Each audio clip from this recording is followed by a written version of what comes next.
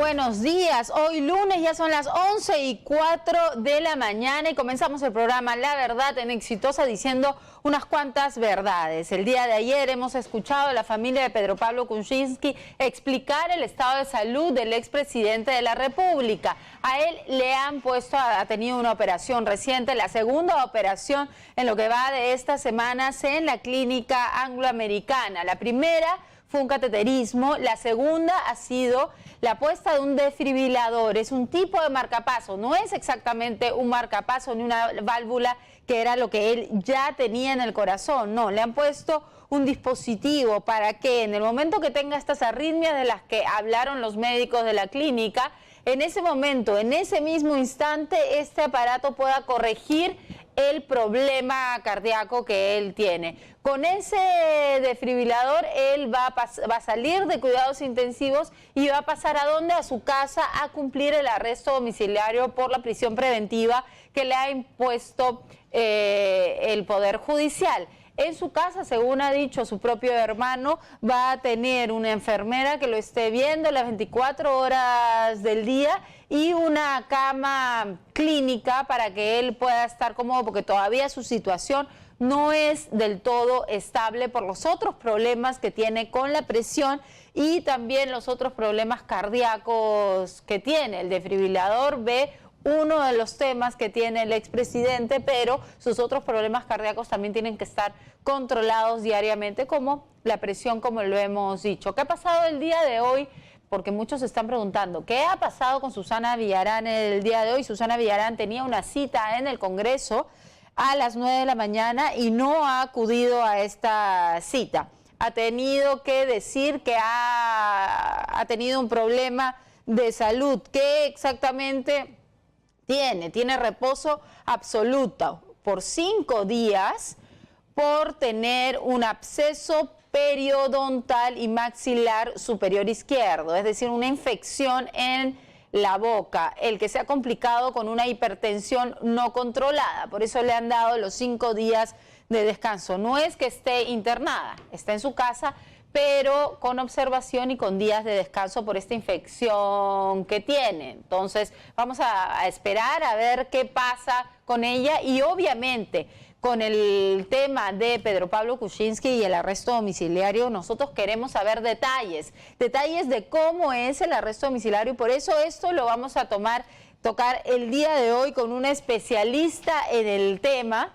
que puede explicarnos y que ya está entrando a estudios para conversar con él y para preguntarle sobre todo, por ejemplo, si esta medida solamente se toma en el arresto domiciliario en nuestro país o también gente de mucha edad, sabemos, nos hemos enterado el mismo día de hoy, que hay, por ejemplo, una persona de 90 años que está en el penal del Lurigancho. Por ejemplo, en esos casos donde ya hay una sentencia, creo que este hombre ni siquiera está sentenciado, ¿eh? Pero en casos de personas que ya tienen una sentencia, ¿se puede utilizar este arresto domiciliario? Parece que en nuestro país no se puede, solamente en el tema de prisión preventiva. Pero eso lo vamos a conversar con Juan Carlos Portugal, abogado penalista. Bienvenido. Muchísimas gracias por la oportunidad. Gracias a ti por estar aquí. Es cierto lo que he dicho, solamente en casos de prisión preventiva se puede utilizar el arresto domiciliario en nuestro país. La detención domiciliaria, efectivamente. Ajá. A ver, ahí hay un vacío legislativo que el Congreso tiene que inmediatamente regularlo.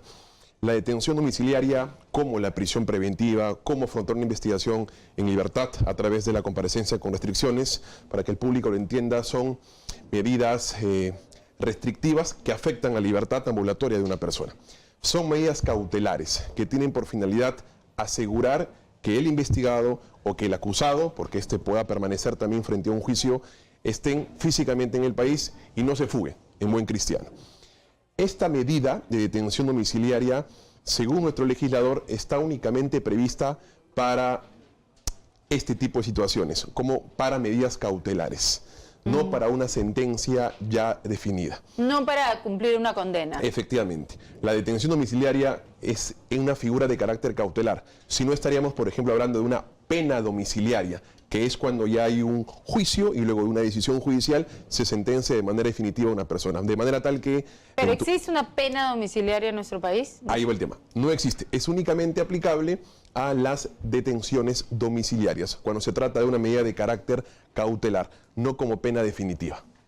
Bien, ¿y cuáles son las características, por ejemplo, en el caso de Pedro Pablo Kuczynski? Sabemos que tiene restricciones, además de no poder salir de su casa, tiene más restricciones. Efectivamente. ¿Cómo es? A ver, de ley referenda, en respuesta, permíteme, digamos, profundizar un poco más la respuesta anterior. El Congreso debería darlo. El Congreso quiso darlo en el caso de Fujimori. ¿No? Es una persona que está, digamos, purgando una condena por los crímenes que ya conocemos y quisieron darle una modificación para que no solamente sea una medida cautelar, sino sea utilizada como un tipo de pena. Además de una pena efectiva, que haya una pena domiciliaria con características muy parecidas a las que se regulan ya en la legislación nacional. A ver, ¿a quiénes se les da detención domiciliaria? ¿No? Para que la opinión pública lo sepa. Aquellos que son considerados personas con especial vulnerabilidad, con especial capacidad de riesgo. ¿Quiénes? Las madres gestantes. ¿Quiénes? Las personas adultas que superan los 65 años de edad. ¿Quiénes también? Las personas con enfermedad terminal, con enfermedad incurable o cuya discapacidad física haga riesgosa su presencia en un penal. ¿De acuerdo? En el caso de Pedro Pablo Kuczynski satisfacía un requisito. Es decir, es una persona mayor de 65 años. Nuestra Corte Suprema de Justicia y en general nuestro sistema de justicia no ha definido un tema que es bastante interesante. Es decir, en el caso de las madres gestantes, basta verla en su estado gestacional para darle una detención domiciliaria. Claro. Una persona con enfermedad incurable, basta que médicamente se determine ello para que vaya una detención domiciliaria. Pero en el caso de una persona adulta con 65 años hay un criterio distinto. Es, además de la edad, una razón de salud. No basta la edad, como en los primeros casos. Tienes que tener una edad mayor a 65 años y estar en una situación de salud médica difícil, que te haga dependiente. Así es. Entonces, lo que hizo el juez de investigación preparatoria, a mi juicio, con una decisión totalmente equivocada, es, bueno, como médicamente no está en una situación de discapacidad o de riesgo en un eventual establecimiento penitenciario, la edad es insuficiente. Por eso es que días después salió la clínica que lo estaba en donde se encuentra actualmente el expresidente Pedro Pablo Kuczynski y dijo, oye, es una situación de riesgo, al punto que vamos nuevamente a operarlo. La presión se le está subiendo y esta persona tiene arritmia en el corazón. De manera que ese fue el argumento determinante para que la Sala Penal de Apelaciones corrija ese error y diga, oye, 65 años más, esta situación merece una detención domiciliaria, ¿no? ¿Y para ti eso está correcto? Sí. Es absolutamente válida esa decisión, porque creo que para administrar justicia el juez debe ser una persona proba y una persona humana. No puedes ser un juez sin ser un buen ser humano, un buen ciudadano. Y me parece que en el caso de Pedro Pablo Kuczynski era innecesaria una prisión cuando la edad, cuando la situación médica lo merecía, independientemente si era un expresidente o no. Los derechos humanos no tienen rostro y cuando deben ser aplicados, deben ser aplicados. Ya, ¿y cuáles son las otras restricciones que tiene Pedro Pablo Kuczynski, aparte de no poder salir de su casa? Por ejemplo, él tiene que pagar una caución de 100.000 soles, ¿no? Es un aseguramiento económico. Digamos, la lógica es, como tienes que pagar, no vas a abandonar. Es una lógica también bastante desfasada, porque puedo pagar y sin embargo me voy. Por eso es que a estas restricciones se le suman otras más, como el impedimento de salida del país, como ir en la medida que las posibilidades físicas lo permitan, y la salud también, firmar mensualmente para que la justicia se asegure de tu lealtad y tu fe en el procedimiento y que estás cumpliendo los requisitos. En el caso de Pedro Pablo hay una situación muy particular, porque él le han ordenado pagar 100.000 soles. Y comulgo con su defensa el doctor César Nakazaki porque sus cuentas están embargadas. Sí, sus cuentas si sus cuentas están embargadas, hay una imposibilidad material de poder pagar esa caución económica. Ahora, igual lo que le han hecho en la clínica angloamericana le ha costado miles y miles. Seguramente ha sido un apoyo económico por parte de terceras personas, como pasó con el exsecretario del gobierno aprista Luis Navas, que tuvo que recurrir a terceras personas para poder pagar que puede sus ser costos de salud. Su propia familia, sí, ¿no? Ciertamente, pero la caución es personalísima, no es extensiva. Y lo que va a tener que hacer Pedro Pablo Kuczynski, porque la justicia a veces no mira ese tipo de situaciones, es recurrir a terceras personas para cumplir con ese mandato. Ya, pero aparte tiene ciertas restricciones de no poder comunicarse telefónicamente con algunas personas, y eso es para cubrir el que no obstaculice las investigaciones y el proceso. Y está bien, porque la excepción es la libertad, es la regla, la excepción es la privación. Y existen, y que los jueces sepan, hay que leer la norma.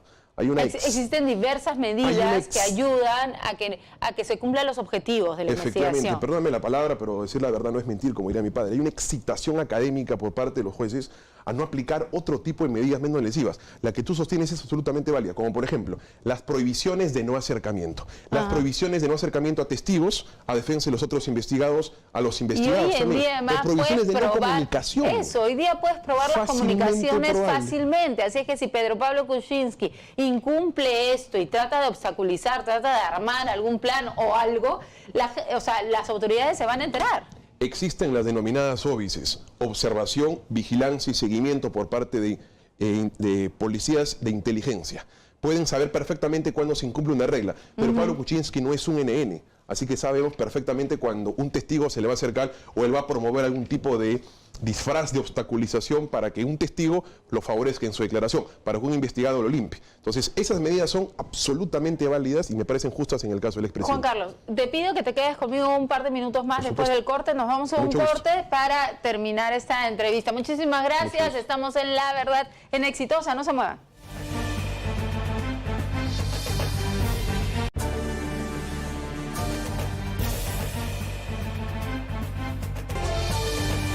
Bien, seguimos hablando del tema de la prisión domiciliaria. Bueno, la detención domiciliaria, que es diferente a prisión domiciliaria. Aunque debería existirla. De que debería existir una pena domiciliaria, según tú. Pero bueno, eso también es un gasto, porque en este caso el Estado va a gastar en la detención domiciliaria de Kuczynski. ¿Cuánto se gasta? ¿En qué se gasta?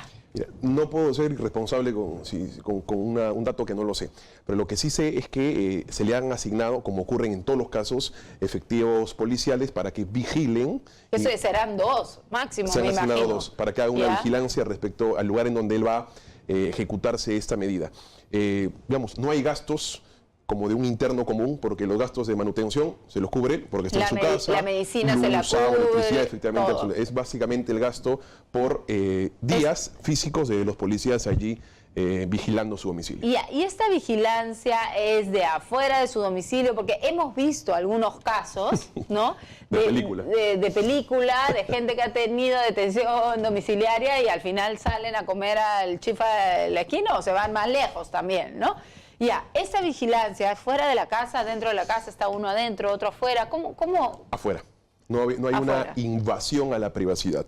Es afuera, efectivamente. Si se requiere un tratamiento médico que no pueda dárselo en su domicilio, porque en primer lugar... tiene que acompañar. Efectivamente. Se llama al médico tratante, a su médico de cabecera, para que esa situación médica la satisfaga en su domicilio. Y en última instancia, ante la imposibilidad de que allí se haga y recurra a una clínica o un hospital, se requiere autorización médica para tal efecto. O sea, la autorización del juzgado para que pueda salir hacia la clínica. Porque en principio, si no autoriza, estaría evadiendo esa regla de conducta de mantenerse en domicilio. ¿Y qué pasa si hay una emergencia? O sea, ¿qué pasa si Kuczynski tiene una emergencia y tienen que llamar a la ambulancia y tiene que salir de emergencia? Y el juez no está a disposición en la madrugada para que eso ocurra. Las situaciones, no hay un hecho muy puntual, pero eso es lo interesante de una charla como esta. En hechos fortuitos y de riesgo urgente e inevitable, evidentemente que se optimiza la situación médica de la persona. Sale Kuczynski y seguramente luego se cuestionará, pero se probará que hay una situación de urgencia médica y se regularizará la autorización. Claro, obviamente los agentes policiales tienen que estar con él. Evidentemente, se privilegia la vida más allá del documento. Bien, y en otros países, por ejemplo en Brasil, con respecto a Marcelo Odebrecht, hay una pena domiciliaria, ¿verdad? Así es. Y hay ahí un grillete, es más. Hay una pena domiciliaria, pero aparte él tiene permiso, si mal no recuerdo, para salir de su casa a ir a trabajar con un grillete. Claro, a ver, está sentenciado, efectivamente, Marcelo Odebrecht. Y ese es uno de los mecanismos alternativos que están vigentes en Lima y Callao. Al día de hoy no superan las 100 personas desde el año 2017 a la fecha hoy, 29 de abril de este año, que estén ejecutando una pena con grillete electrónico. Los requisitos son bastante, digamos, claros. Se acoge una persona que está sentenciada y cuya pena no supera los 8 años, por ejemplo. ¿Algún ejemplo acá en Lima? Sí, de un amigo. No un nombre, pero de alguien que cumple una pena de qué, por ejemplo. ¿Qué hizo? de un ciudadano, para no darle identidad, un ciudadano que fue sentenciado a 5 años de estafa. El requisito lo cumple porque no puede superar los 8 años.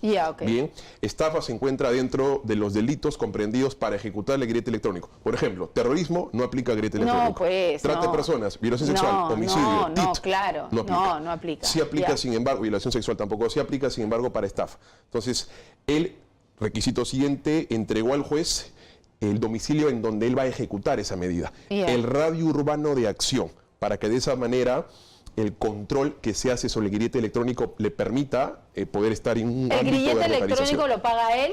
Se paga, o sea, la compra, el mantenimiento... Lo asume la persona. Lo asume la persona con todo y el sistema de GPS, todo. Aproximadamente son 75 soles diarios, 750 soles mensuales. Bueno, es su plata, ¿no? De allí que hay quienes sostengan que es una, digamos, es un tratamiento diferenciado y que lo va a acceder aquel únicamente que tenga esa posibilidad. Es un poco discriminatorio, es la realidad, es discriminatorio. Me parece, Gino Costa tiene una propuesta bastante interesante y me parece que se puede economizar y optimizar este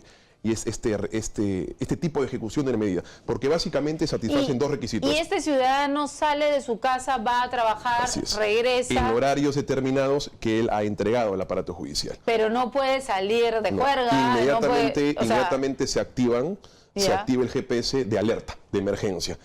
Y si eso se activa, los policías van inmediatamente porque hay un radio urbano que él entregó y que además está permanentemente localizado. Pero es el INPE o la policía la que maneja el sistema y no él. O sea, él paga a través del INPE. Así es, él no puede, incluso si trata de forzar ir a un lugar donde dicen, oye, hay expertos que pueden romper el grillete. Inmediatamente se alerta la luz roja y el policía más cercano acude e in situ lo puede intervenir y la consecuencia es... ¿Y en casos de corrupción también se puede hacer eso? ¿O casos de corrupción no? Los delitos de corrupción y contra la administración pública se encuentran comprendidos. Pero máximo 5 años. 8 años es la pena máxima que se puede hacer para el grillete electrónico, efectivamente. Y mira, y cumple finalidades interesantes. Evita el hacinamiento y además invierte el gasto del Estado hacia la persona que es la beneficiaria de esta. Entonces, no es una mala medida. Como está, digamos, el costo es bastante alto para quien no puede hacerlo. Pero la medida no es mala. La medida es absolutamente válida y sustituye eficazmente esa carcelarización y hacinamiento que tanto padecemos en nuestro país. Muchísimas gracias. Ha sido Juan Carlos Portugal con nosotros acá en La Verdad en Exitosa, diciendo algunas verdades sobre este sistema y en realidad, como tú dices, debería haber una mayor preocupación por el hacinamiento que tenemos en algunas cárceles y por algunos casos. Sabemos de un señor de 90 años que está todavía Nuestra población penitenciaria en la cárcel. Está prevista para 39.500 personas. Estamos llegando casi a las 100.000. Sí, no, 40% de ellos sin sentencia. Hay que tener mucho cuidado con eso. Muchísimas gracias por estar con nosotros. Nosotros tenemos que ir, por supuesto, a otros temas. Tenemos ya también llegando al estudio a nuestro siguiente invitado sobre el tema del gas. Hay muchos cambios en nuestro país con respecto a los precios y muchas veces muchos transportistas, nosotros mismos que utilizamos gas, tanto en vehículos como en nuestras casas, nos vemos nos sentimos un poco estafados con los precios cuando nos damos cuenta o cuando nos informamos de cuánto cuesta el gas en otros países de nuestro mismo continente, como Chile, como Bolivia, ¿no? Como Argentina. Hay países que que tal vez no tienen la calidad y no tienen el recurso que nosotros tenemos en nuestro país de gas natural y que tienen el gas a precios mucho menores. Incluso otros combustibles, la gasolina, el petróleo, a precios que no lo tenemos nosotros. Hemos conversado en otras ocasiones, hemos escuchado en otras ocasiones a diversos especialistas hablando y transportistas hablando del tema, quejándose. Han habido huelgas incluso sobre el tema y no se soluciona mucho en nuestro país. Roy, me estabas dando una información. En este momento está hablando el presidente Vizcarra y vamos a escuchar lo que está diciendo. Los MUNI ejecutivos y próximamente el encuentro que tendremos con todas las universidades públicas del país, entre otros, continuarán siendo los mecanismos de diálogo y toma de decisiones que nos permitirán seguir construyendo el país que todos queremos. Hoy, ratificando la visión del país al año 2050, de manera unánime, la conformación del Acuerdo Nacional ha aprobado esta visión, después no solamente de escuchar al secretario ejecutivo y al presidente del Consejo Directivo del CEPLAN, sino de escuchar la participación de 18 personas que han intervenido a nombre de la representación de todo el país. Vamos a hacerlo, sumando el mayor número de voluntades, gobernando para todos y sobre todo pensando en el Perú primero. Muchas gracias. Bien, ha sido el presidente Vizcarra en la sesión del Acuerdo Nacional. Esta ha sido su intervención a esta hora, 11:27 de la mañana. Como les dije, vamos a conversar con Héctor Plate, presidente del Organismo Peruano de Consumidores y Usuarios. Está ya con nosotros, que es el OPECU, y vamos a hablar sobre el precio del balón de gas. Así es que, ama de casa, no se vaya, no esté desatenta. Atención y ojo con esto, que vamos a decirnos algunas verdades. ¿Cómo está usted, Héctor Plate? Plate, efectivamente. Muchas gracias, señorita Giovanna. Un placer estar aquí nuevamente. Y bien, sobre el tema del balón de gas, quisiéramos, en primer lugar, hemos traído algunos gráficos para ir haciéndolo un poco más dinámico. Perfecto. Ya los tiene el productor. Empezamos, sí, efectivamente. Ajá. Empezamos con este primer gráfico que trata sobre la variación porcentual acumulada de los precios del balón de gas doméstico, el precio del productor Pluspetrol, que tiene que ver directamente con la forma como se establecen los precios en el país, y el precio de referencia Mont Belvieu. ¿No? Entonces, ahí estamos viendo en estos momentos en la pantalla que la línea azul refleja pues el precio, la variación que ha tenido desde enero a diciembre, es decir, el año pasado, 2018, el balón doméstico, el GLP se ha peruano. mantenido más o menos. Digamos que ha crecido, subió el precio de venta al público en 3.3%. Y en el caso del productor, el GLP Pluspetrol, que es el mayor productor también de GLP en el país, como notamos ahí en la línea verde, ha aumentado en 10%. Finalmente, podemos ver que el marcador Mont Belvieu, que es la referencia internacional, que es la referencia internacional, ha caído 29,3%. Entonces aquí, el precio. Claro, entonces aquí lo que nos deja no solamente dudas sobre la aplicación en el tema del Fondo de Estabilización de Precios de los Combustibles, sino que además esta diferencia es tan marcada, esta variación, por eso lo hemos hecho en términos porcentuales, para que se vea efectivamente por qué puede existir esta tan amplia diferencia entre lo que significa el marcador para orientar el precio en el país versus lo que pagamos los peruanos. Efectivamente, lo que el productor ya ha incrementado el precio, y lo que el balón doméstico, el precio de venta al público, 3% versus el 29,3%, es terrible. Yo he comenzado este bloque diciendo que nosotros los peruanos pagamos más que la mayoría de países de nuestra región. ¿Es cierto o estoy mintiendo? Bueno, yo el día de ayer he estado revisando, por ejemplo, con Chile. Chile tiene un porcentaje un poco mayor al nuestro, pero también encontramos que Bolivia ya hizo ha hecho transacciones con Paraguay. En Paraguay, al cambio, estamos hablando de alrededor de 26, 27 soles el precio del... Versus 38, 39 promedio. Que nosotros pagamos. Claro, y hay zonas, cuando hablamos de promedio, es que hay zonas donde se está pagando 45 y 50. Pero en Lima, estamos hablando de Lima metropolitana. Estamos hablando de bastante más, de 10, 15 soles más. Pero por supuesto. Vamos a irnos a una pausa y vamos a regresar hablando sobre este tema que nos interesa en realidad a todos los peruanos. Ya volvemos.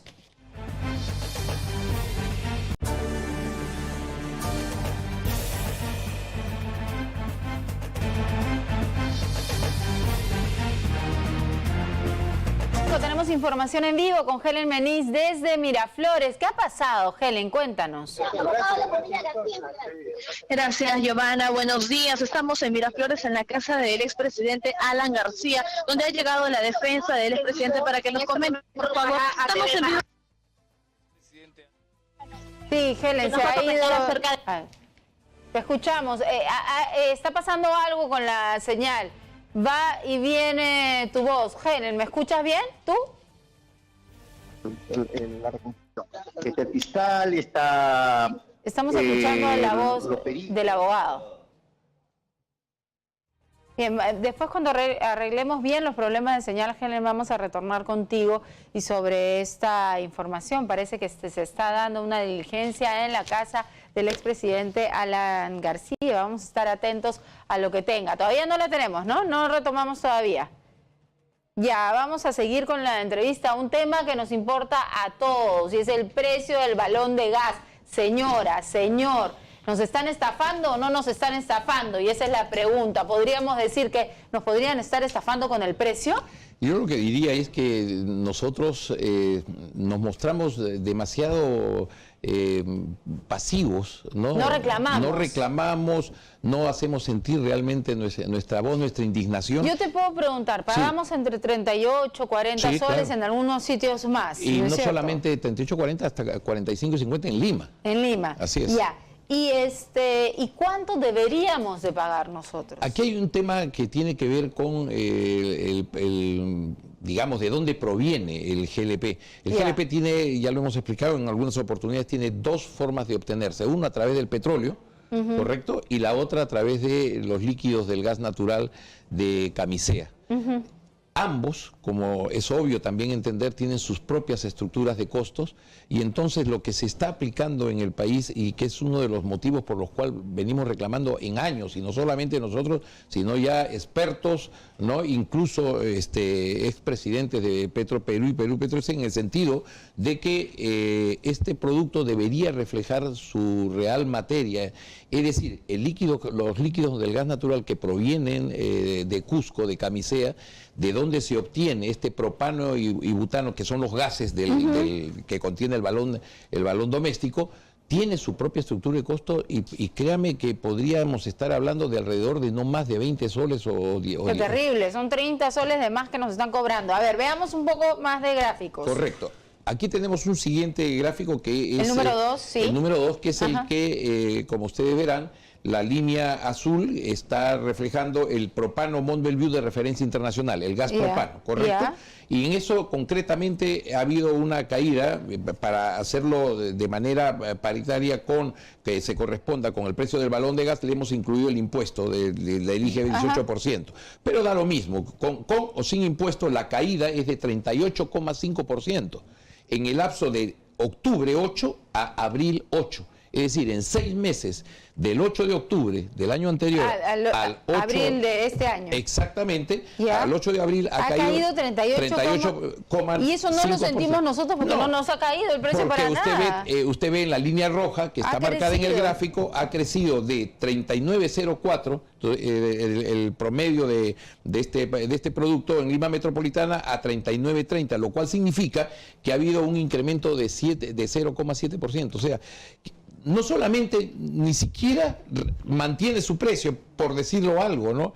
Sino que además... Que debería bajar, según todo. Está clarísimo porque estos datos, y gracias por permitirme decir esto que quiero comunicar, estos son datos oficiales, si bien es cierto los gráficos los elaboramos nosotros, estos obedecen y marcan tal cual se presentan en números en Ocinermin y en el caso del balón de gas en el Instituto Nacional de Estadística e Informática. O sea, son datos reales. Esto no es un acto que uno pudiera acomodar. Ahí tenemos un nuevo cuadro, ya, ¿no? Este de aquí ya pues es terrible, terrible, ¿no? Ya. Mire usted ahí, es la variación mensual acumulada de los precios del balón de gas versus el propano de referencia, el Mont Belvieu, del mes de octubre hasta actualizado abril 22. ¿Y esto por qué? Porque queríamos dejar en claro, muy claro, que los precios también, así como los valores hemos obtenido de Osindarmin e INEI, estos valores del propano Mont Belvieu de referencia internacional tiene como fuente la oficina, por decirlo de alguna forma, de Administración de Energía de Estados Unidos, ¿me dejo entender? La EIA. Entonces... O sea, los bloques que nosotros estamos viendo, azules, es cuánto ha bajado a nivel internacional. Baja mensual. Mensual a nivel internacional. De octubre hasta abril 22. Ya, o sea, estamos hasta ahí, hace una semana. Octubre, noviembre, diciembre, enero, febrero, marzo, abril. Así es. O sea que en abril ha bajado muchísimo más y en abril en nuestro precio, en nuestro país, para nosotros, ha subido, porque los que vemos rojitos... Rojito, efectivamente.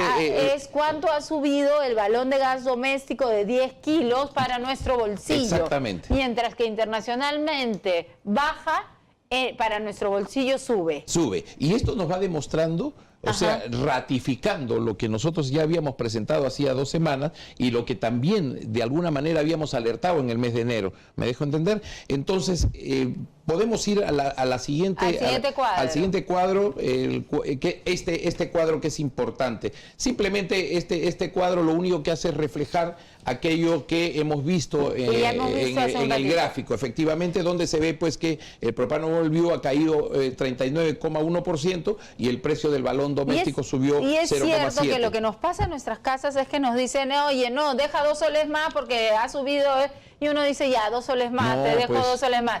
Pero no nos quejamos, pero si el consumidor no se queja, el Estado tiene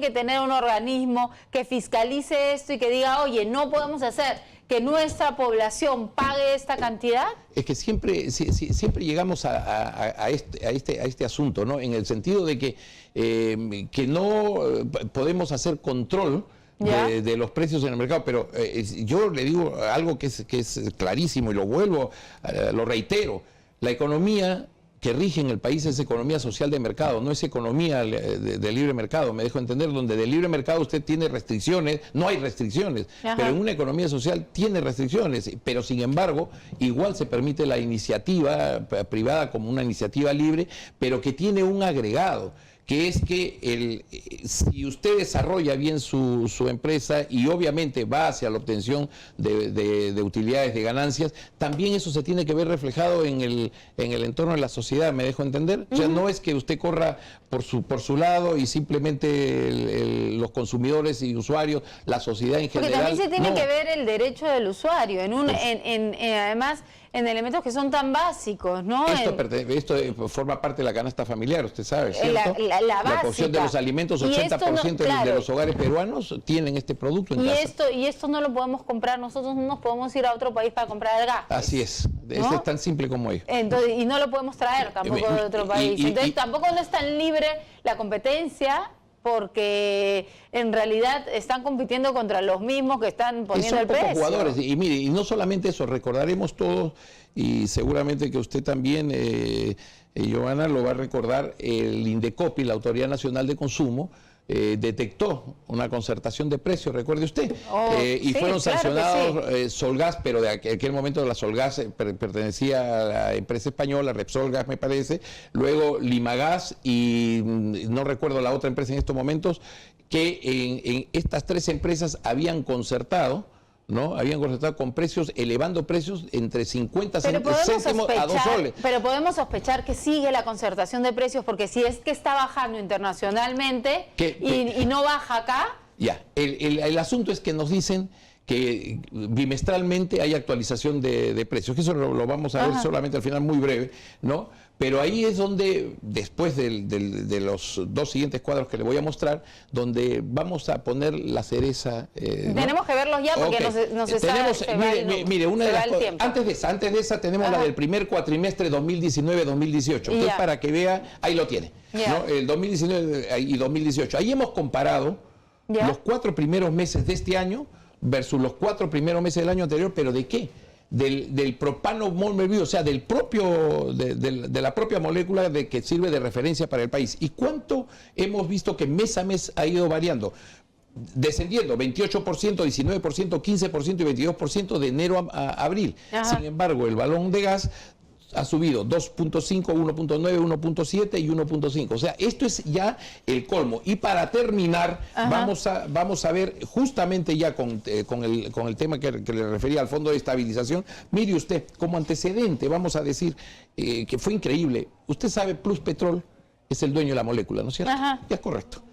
Miren ustedes en el cuadro. El cuadro dice, en el mes de junio de 2015 costaba 2 soles con 0,1 incluido impuestos por kilo, ¿ah? Sí. En color rojo se ve, ¿no? En verde, usted ve que es el mes siguiente, julio de 2015, y este producto bajó de 2 soles 0,1 a 1,06. Esto significa el productor, no la referencia, bajó 95 céntimos el kilo.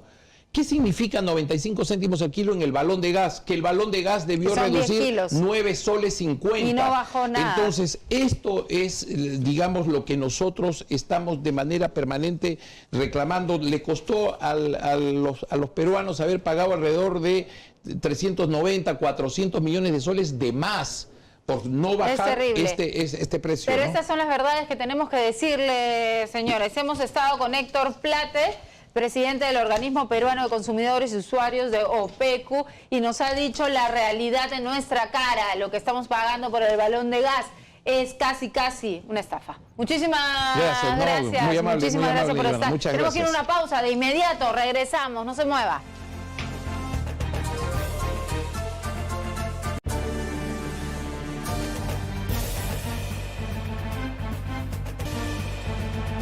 ¿Esa? Bien, son las 11:50 de la mañana, seguimos en La Verdad en Exitosa y vamos a contarle algunas verdades sobre el día feriado, el Día del Trabajo y los derechos que tenemos como trabajadores en nuestro país, y por eso estamos con Álvaro García, Intendente Nacional de Prevención y Asesoría de SUNAFIL. Bienvenido. Buenos días, Giovanna. Buenos días. Cuéntanos, este día es feriado como otros días que están ya planificados en nuestro calendario, y se supone que la gente no trabaja pero recibe un sueldo completo normal, ¿no es cierto? Efectivamente. Es así.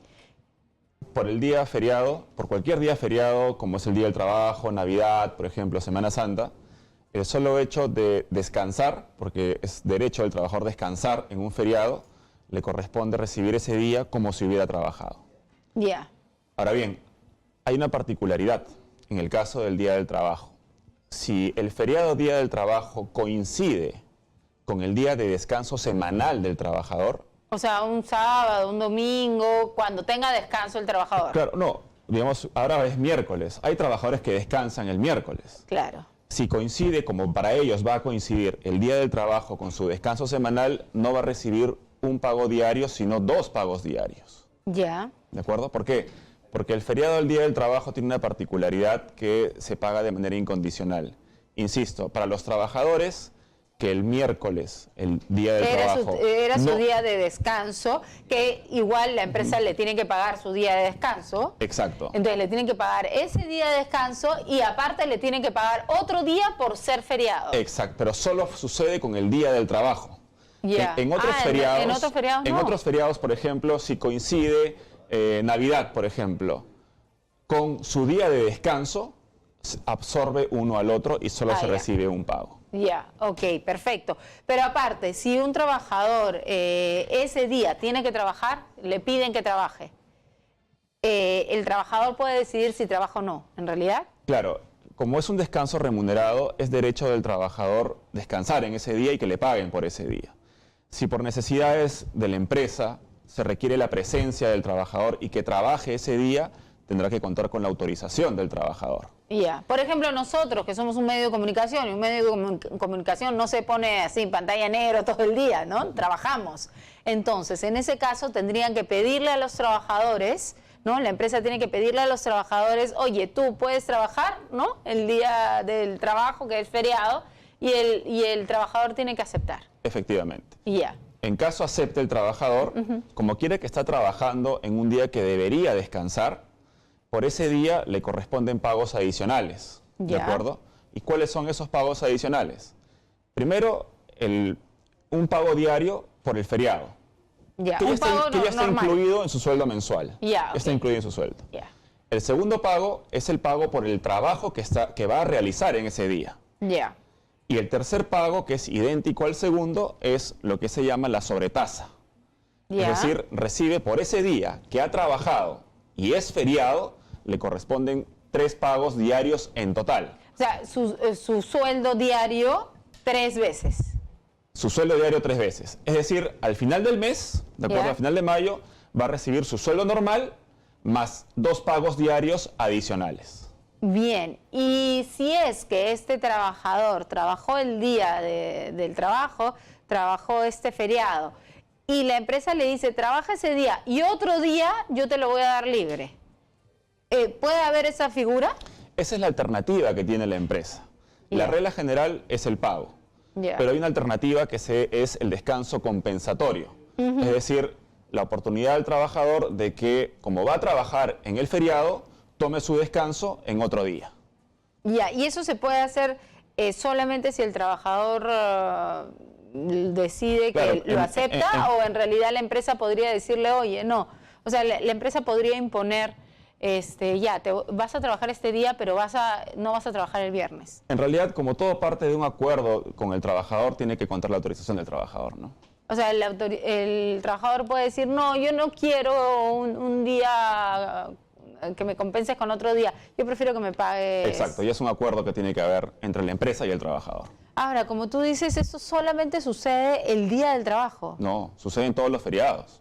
No, pero hay cosas especiales que solo Claro, suceden el lo día que del trabajo. sucede especial en el día, para el día del trabajo es que, Ajá. lo que dije unos minutos antes, ¿no? Si el día del trabajo coincide con mi día de descanso semanal y yo descanso, me corresponden 2 pagos diarios. Y nuevamente, si el día del trabajo coincide con mi día de descanso semanal y yo trabajo en ese día, no me van a corresponder 3 pagos, como lo mencioné, sino ahora 4. Ahora, te voy a poner una figura un poco así, complicada. ¿Qué pasa si el miércoles, ¿no? Día del trabajo, es mi día de descanso? ¿Ya? El miércoles es mi día de descanso común, ¿no? Generalmente. Ya, pero me piden que justamente este miércoles, que es feriado, el día del trabajo, me piden que yo trabaje. Entonces ahí sí que, ¿cuánto? ¿Cinco Claro, pagos, más a ver, o menos? Si el trabajador asiste a laborar este miércoles, que es feriado, y su día de descanso semanal, Ya. y se le va a pagar en dinero por ese trabajo, no va a recibir 3 pagos, sino 4. Ya. Explico cuáles son los 4. Ajá. El primer pago por el feriado, que Ya. ya está dentro de su sueldo mensual. El segundo pago por el día de descanso, porque también es su día de descanso semanal. El tercer pago será por el trabajo que va a realizar en ese día, y el cuarto pago es la sobretasa.